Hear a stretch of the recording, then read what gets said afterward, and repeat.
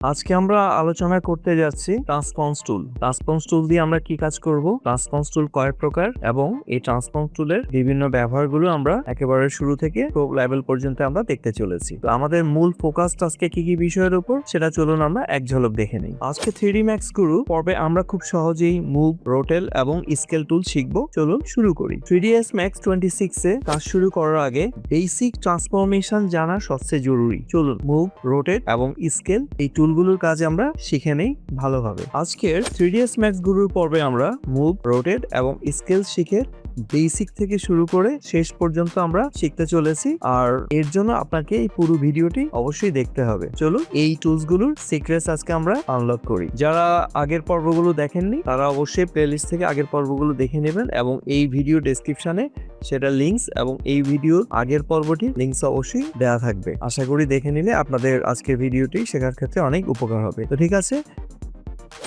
Welcome to IT Guru. IT গুরুতে স্বাগতম। এটি এমন একটি স্থান যেখানে প্রযুক্তি শেখা সহজ, আকর্ষণীয় এবং আমাদের ভাষায়। চলুন আজই শুরু হোক আমাদের শেখার যাত্রা একসাথে আইটি গুরুতে। ট্রান্সপন্স টুল মূলত 3 ধরনের বেসিক লেভেলে, যেমন ধরেন হচ্ছে select and move, select and rotate, select and squash. আচ্ছা, তো প্রথম যখন আসি আমরা সিলেক্ট,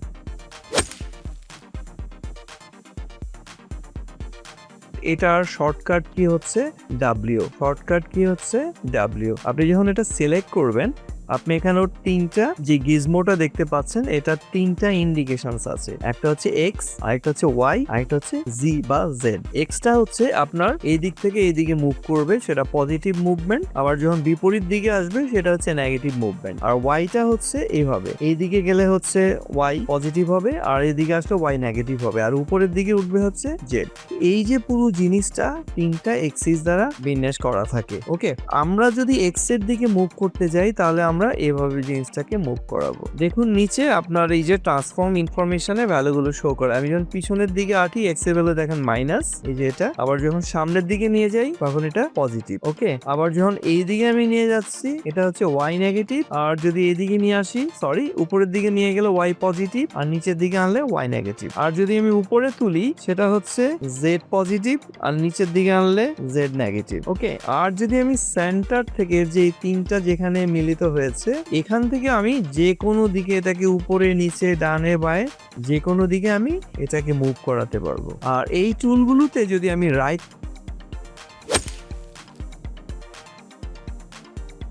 ক্লিক করি তাহলে আমার ট্রান্সপন্স টাইপের এই যে এক্স, ওয়াই এবং জেড এর একটা ডায়ালগ বক্স আসে। আমি চাইলে এখানেও ভ্যালু পরিবর্তন করে এটাকে উপর নিচে করতে পারি, ঠিক একইভাবে ওয়াই এর ফাংশন এবং জেড এর ফাংশনালিটি। ওকে, এন্ড আমরা আরেকটা জায়গায় এটার কাজ করতে পারি, সেটা হচ্ছে এই যে নিচে আমাদের এখানেও কিন্তু ট্রান্সফর্মের ডিফারেন্ট ডায়ালগ বক্স আছে। এখান থেকেও কিন্তু আমি এটাকে চেঞ্জ করাতে পারবো, ঠিক একইভাবে এক্স, ওয়াই এন্ড জি এর ভ্যালু। আর যদি এটাকে একদম সেন্টার অ্যালাইনমেন্ট আমার যে হোম গ্রিড আছে সেটার সেন্টারে করে দিতে চাই তাহলে আমি এভাবে 0 করে দিব, তাহলে ওটা একদম পারফেক্ট সেন্টারে চলে যাবে।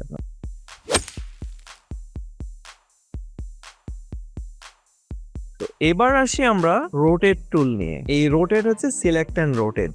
আমরা এর সাহায্যে এখানেও ঠিক তিনটা এই যে গিজমোটা আসছে, তিনটা এক্সিস আছে, এক্স, ওয়াই এন্ড জি অথবা জেড। আমি এই যে ইয়েলো, এটা কালার দিয়ে ইন্ডিকেট করা। ইয়েলো কালারটা হচ্ছে আপনি এভাবে এটা রোটেট করে, যেহেতু আমি একটা গোল জিনিস ঘোরাচ্ছি সো এটা বোঝা যাচ্ছে না। আমরা এই ধরনের জিনিস ঘোরালে আমরা বুঝতে পারবো যে এটা ঘুরছে, এই যে। আর যদি আপনি লালের উপর একটা ক্লিক করেন এটা এইভাবে ঘুরবে, আর যদি আপনি এই যে মাঝখানে একটা আছে যে এভাবে, এটা এইভাবে রোটেট করবে, মানে তিনটা এক্সিসে আলাদা আলাদা ভাবে রোটেট করবে। আর যদি আপনি ওর সেন্টার থেকে ঘুরান তাহলে আপনি যে কোনো দিকে এটাকে রোটেট করাতে পারবেন। এই যে ঠিক মাঝখানে যদি এখানে ধরুন, এটারও ঠিক ওর মতো একটা ডায়ালগ বক্স আছে, এখানে আমরা ঠিক একইভাবে রোটেশনের এক্সিস গুলো আমরা চেঞ্জ করতে পারবো এই বক্স থেকে। এখন আপনার যেখানে সুবিধে আপনি সেখানেই সেটাকে ব্যবহার করবেন। আবার ঠিক একইভাবে নিচ থেকে আমরা এই কাজটা করতে পারি। যেরকম ভ্যালু চেঞ্জ করে দিচ্ছি, আবার এরকম। আবার সবগুলো রাইট ক্লিক করে আমি 0 পজিশনে নিয়ে আসলে আমার একদম নিউট্রাল পজিশনে এসে চলে আসবে, মানে রোটেশনের কোনো দিকেই থাকবে না।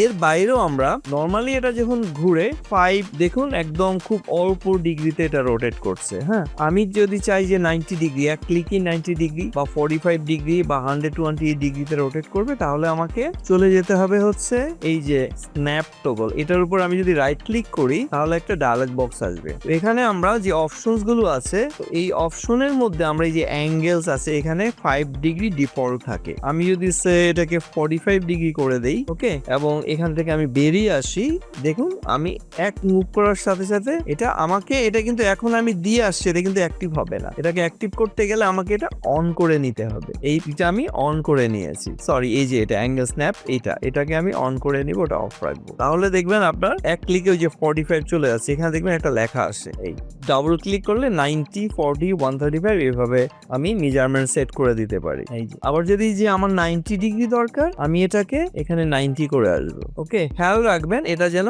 অ্যাক্টিভ থাকে। এখন এই অবস্থায় এটা হবে না, আমি এটা ক্লিক করব, অ্যাক্টিভ হয়ে যাবে, এই যে কালার চেঞ্জ হয়ে যাবে, তখন আমার এক ক্লিকে এই যে 90 ডিগ্রি ফ্লিপ করে, এই যে, ঠিক আছে। এইভাবে আমরা চেঞ্জ করতে পারি, এই যে একসাথে অনেকগুলো। ফাইন।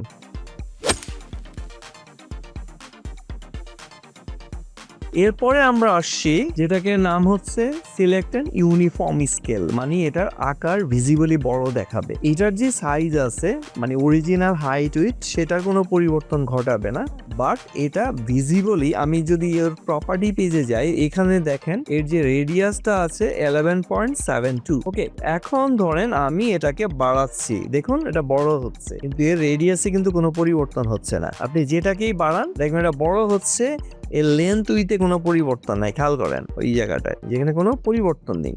ওকে, তো এই যে স্কেলটা আছে, এই স্কেলটা 3 রকম এখানে দেখুন। তো একটা হচ্ছে এটা একটা, এর মাঝখানে একটা থাকে, এগুলোর এটা হলো স্কেলের নন ইউনিফর্ম, এটা কোনো মানে পুরোটা একদিকে না, যে কোনো একদিকে, ওই যে নিচের দিকে ইন্ডিকেট আছে, আপনি যে কোনো এই যে এইভাবে আপনি রোটেট করাতে পারেন, একদম প্লেনের মতো পাতলা করে ফেলতে পারেন। আবার যে কোনো একদিকে, অন্য দুটো অপশনকে বাদ দিয়ে সেটা কাজ করবে। আবার এইভাবে। আর যদি আমরা সেন্টারে ধরি তাহলে সব দিক থেকে এটা হয়। আমি চাইলে শুধু জেডটাকে বাড়াতে পারি, আমি চাইলে শুধু ওয়াইটাকে ইনক্রিজ করাতে পারি, আমি চাইলে শুধু এক্সটাকেও এনলার্জ করাতে পারি বা স্কেল আপ করাতে পারি। আর এর নিচে যেটা আসে সেটা হলো স্কোয়াশ। এটা সাধারণত কার্টুন মুভিগুলোতে আমরা দেখতে পাই, একদম চ্যাপ্টা করে ফেলে কোনো কিছুকে, যেরকম উপরে এই যেরকম চ্যাপ্টা মাটির সাথে মিশিয়ে দিবে, ঠিক আছে। ইউনিফর্মটা যে কোনো একদিকে আমরা করতে পারবো, এই যে ইন্ডিকেটর, বাট এটা মাঝখানে কিন্তু এটা কাজ করবে না, মাঝখানে এটা কোনোভাবেই কাজ করবে, এটা এনি ডিরেকশন এটা কাজ করবে, ঠিক আছে। তো আমরা এটাকে 0 করে ফেলি, ইউনিফর্মটাকে 0 করে দেই, এখন কিন্তু একেবারে নাই, এটা ফুল স্কোয়াশ হয়ে গেছে, ঠিক আছে। তো এই হচ্ছে আমাদের মোটামুটি বেসিক লেভেলে যে ট্রান্সফর্ম গুলো, সেগুলোর কিছু হিডেন সিক্রেট দেখলাম। যেমন আমরা এখানে ডায়ালগ নিতে পারছি, প্রত্যেকটারই আমরা ডায়ালগস থেকে ওটার ভ্যালুটা আমরা নিতে পারছি। ইভেন এরও একটা ডায়ালগ বক্স আছে, ইভেন এরও এখানে আমরা এই ভ্যালুগুলো চেঞ্জ করে ফেলতে পারি। তবে এখানে আরেকটা মজার জিনিস আমরা দেখি, যেটা আমরা প্রো লেভেলে ইউজ করি। ধরুন এটা এখন ওর পজিশনটা এটা আছে, আমি এটাকে নিউট্রাল করে ফেলি, ঠিক আছে। এখন ধরুন এটাকে আমি ফেলে দিচ্ছি, এই যে জিনিসটা, এখন ধরুন এর সাথে আমি 200 ইঞ্চি যোগ করলাম, তাহলে এটা 200 ইঞ্চি ডিস্টেন্সে এটা চলে গেল। খেয়াল করেন, আবার ঠিক যদি আমি মাইনাস করে দেই, এটা এখানে চলে আসছে। ওকে, তো এখানে একটা জিনিস ভালো করে খেয়াল করুন, এই জায়গাটায় আপনার এখন আছে এটা 10 ইঞ্চি, আমি আবার এটাকে নিউট্রাল করে দেই। আমরা এখানে যেটা আছে সেটা হচ্ছে অ্যাবসোলুট নোট ট্রান্সফর্ম। আমার এখন ওর কারেন্ট পজিশনটা ওর এখন কোথায় আছে। ওকে, তো কারেন্ট পজিশনটা এখন আছে এটা। আমি যদি ধরুন এর ভিতরে আরেকটা টুলস আছে যেটাকে আমরা বলি offset mode transform. Offset mode transform, এখানে ধরেন ওর কারেন্ট পজিশনস থেকে আমি ধরুন এটাকে 10 ইঞ্চি দূরে সরালাম কারেন্ট পজিশনস থেকে, তাহলে আমি যদি ওর অ্যাবসোলুটটা দেখি, এটা এখন 10 আছে, রাইট। আচ্ছা, এখানে আমি আবার কি করলাম, 20 করলাম। যখনই আমি এখানে 20 এন্টার দেবো, খেয়াল করবেন ও কিন্তু অটোমেটিক 0 হয়ে যায়। তাহলে আমার অ্যাবসোলুট অ্যাবসলিউটলি ও 0 থেকে কতটুকু গেছে, এই যে 30, ফার্স্টে 10, পরেরটা হচ্ছে 20, টোটাল 30 এখানে দেখাচ্ছে। বাট যখনই আপনি অফসেট মোডে কাজ করবেন, প্রতিবারই ভ্যালু দিয়ে এন্টার দেওয়ার পরেও আপনাকে 0 দেখায়। আমি এখন আবার -30 করে দেই, মানে আগের পজিশনে ওকে নিয়ে আসি, খেয়াল করেন এখনো কিন্তু ওর পজিশনটা 0ই দেখাচ্ছে।